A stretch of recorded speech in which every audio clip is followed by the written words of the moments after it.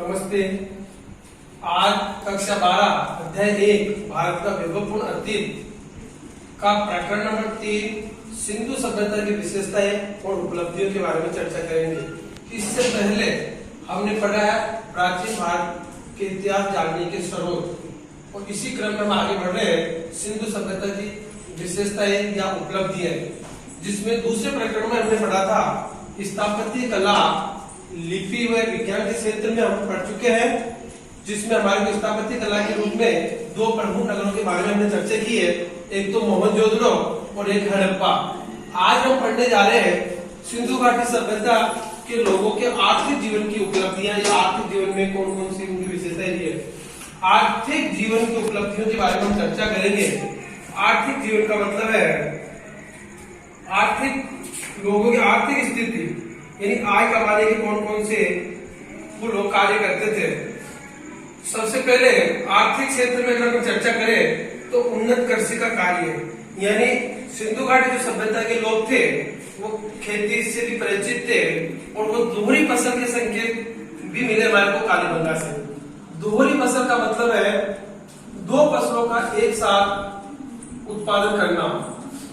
फसल की जुताई के लिए लकड़ी के हलों का प्रयोग किया जाता है, जो कि आज वर्तमान में लोहे के उपयोग में काम में ले रहे हैं। लकड़ी की जगह लोहा काम में लेने लगे। फसल की कटाई में तांबे की हंसिया या पत्थर के औजार काम में लेते हैं। और सिंधु घाटी सभ्यता के लोग गेहूं, जौ, ज्वार, दाल, मटर, कपास, खजूर, तिल, चावल आदि चीजों से परिचित थे। इसलिए हम कह सकते हैं कि सिंधु घाटी सभ्यता के लोग अपनी आर्थिक स्थिति को मजबूत करने के लिए कृषि कार्य में निपुण थे। इसी क्रम में देखते हैं उन लोगों को पशुपालन का भी ज्ञान था। पशुपालन के संकेत जो हमारे को सुरकोटड़ा और रणगुंडई नामक जो स्थान है वहां पे हमें घोड़ों के अवशेष मिले हैं। इसी क्रम में रणकपुर व लोथल में भी हमें घोड़े की मिट्टी की मूर्तियां प्राप्त हुई है। और कच्छ जो गुजरात में है वह सरस्वती नदी के शोध अभियान के द्वारा कच्छ सरस्वती नदी शोध अभियान के दौरान सरस्वती नदी के तट पर घोड़ों की अस्थियां भी मिली है। इससे हमें कह सकते हैं कि सिंधु घाटी लोग सभ्यता के जो लोग थे वो घोड़ों से परिचित थे। और यहाँ तक हम अनुमान लगा सकते हैं कि व्यापार करने के लिए या एक गांव से दूसरे गांव जाने के लिए वो घोड़ों का उपयोग करते थे। इसके अतिरिक्त सिंधु घाटी सभ्यता के लोग एक सींग का पशु है, बाघ है, हाथी है, सांड है, गेंडा है आदि जानवरों से भी वो परिचित थे। इसी क्रम में अब हम आगे बढ़ेंगे इसी आर्थिक क्षेत्र में उद्योग धंधे और व्यापार व वाणिज्य। इस समय आंतरिक और विदेशी व्यापार दोनों ही उन्नत अवस्था में था।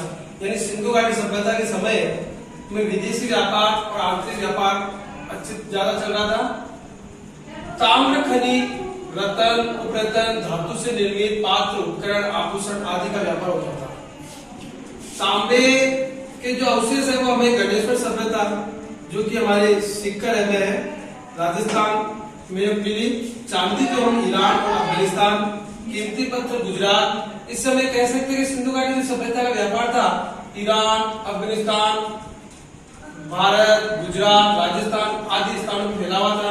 मेसोपोटामिया के अलग अलग नगरों से सिंधु सभ्यता के 24 मोहरें मिली, जो लोथल में एक बटन के समान गोलाकार मोहर मिली, जिससे ये पता लगा सकते हैं कि सिंधु घाटी सभ्यता के लोगों का व्यापार मेसोपोटामिया की सभ्यता के साथ रहा होगा, और ये एक इनकी आर्थिक उपलब्धि थी। इस प्रकार आर्थिक जीवन को मजबूत करने के लिए सिंधु घाटी सभ्यता के लोग कृषि कार्य, पशुपालन, व्यापार और वाणिज्य सभी में निपुण थे। इसी क्रम में हम अगली जो सिंधु घाटी सभ्यता की विशेषता पढ़ेंगे वो हम पढ़ने जा रहे हैं सामाजिक जीवन की उपलब्धियां। सामाजिक जीवन का मतलब उनका रहन सहन कैसा था, किसको वो मेन मानते थे। तो समाज की जो सबसे छोटी इकाई परिवार था, जो कि आज भी है। परिवार से समाज, समाज से देश, देश से अंतरराष्ट्र, विदेश। तो सबसे छोटी जो इकाई थी वो था परिवार। परिवार से हमारा समाज बनता, समाज से हमारा गांव बनता, गांव से जिला जिला से राज्य, राज्य से देश बनता है। लेकिन सिंधु घाटी सभ्यता में सबसे छोटी इकाई परिवार को मानते थे। वहां पे सबसे जो महत्वपूर्ण स्थान था वो नारिका था, कि वहां के परिवार मातृ सत्तात्मक था, यानी वहां माता को महत्वपूर्ण स्थान दिया गया था। यहाँ की स्त्री और पुरुष दोनों को आभूषण पहनने के शौक थे। आज के हम इनसे तुलना कर सकते हैं, क्योंकि आज के परिवार में भी हम नारी को महत्व देते हैं, साथ साथ पुरुष को भी देते हैं। और आभूषण का शौक आज भी पुरुष और स्त्री दोनों को था। उस समय भी स्त्री और पुरुष दोनों को था। वाद्य यंत्रों का भी लोगों को ज्ञान था। अखेर संगीत प्रेमी के प्रमाण भी मिले हैं। नटराज की नृत्य कृत्य की मूर्ति, काशी की नृत्य कृत्य की मूर्ति इस बात का प्रमाण है कि सिंधु घाटी सभ्यता के लोगों को संगीत का ज्ञान भी था और सामाजिक जीवन जो था वो कुछ वर्गों में बटा हुआ था। यह स्त्री को जो प्रमुख स्थान दिया गया था माता को, और आभूषण का जो शौक था वो दोनों को था। संगीत प्रेमी थे। सामाजिक जीवन की ये इनकी उपलब्धियां मानी जाती है। और इसी क्रम में हम अगली जो उपलब्धि पढ़ेंगे वो पढ़ेंगे धार्मिक जीवन की उपलब्धियां, यानी कि सिंधु घाटी सभ्यता के जो लोग थे वो धर्म प्रधान भी थे, यानी धर्म को भी महत्वपूर्ण स्थान उन्होंने अपने जीवन में दिया है। अब सिंधु घाटी सभ्यता की उपलब्धियों में अपना क्रम चल रहा है धार्मिक जीवन की उपलब्धियां।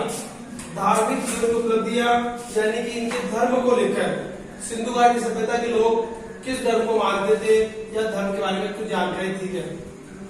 धार्मिक जीवन की उपलब्धियों में सबसे पहले देखें, यहाँ के लोग वृक्ष, जल, पशु की पूजा करते थे, यानी वृक्ष की भी पूजा मानते थे, जल की भी पूजा करते थे, पशुओं की भी पूजा करते थे। एक मोहर में देवताओं को दो पीपल के वृक्षों के मध्य दिखाया गया है और उन देवता की पूजा करते हुए साथ मानव आकृतियों को दिखाया जा रहा है। इससे साफ सिद्ध होता है कि सिंधु घाटी सभ्यता के लोग वृक्ष पूजा, जल पूजा और पशु पूजा में विश्वास करते थे। यहाँ धर्म का प्रचलन था। मातृ देवी की उपासना करना, पशुपतिनाथ की कल्पना करना, वृक्ष पूजा करना, मूर्ति पूजा करना, जल की पवित्रता आदि ये लोग धर्म के प्रतीक मानते थे। तप, योग और यज्ञ, कालीबंगा है, बाणवली है, राखी गड्डी है, लोथल है, यहाँ से अग्निकुंड के अवशेष मिले। इससे साफ जाहिर होता है कि ये लोग हवन करवाते थे, यज्ञ करवाते थे। एक सिंह वाले वृक्ष सब यानी बेल का काफी प्रचित्र मिला था। एक सिंह वाले का कुबरदार बेल है, बिना कुबरदार बेल है, बाघ, हाथी के चित्र मिले।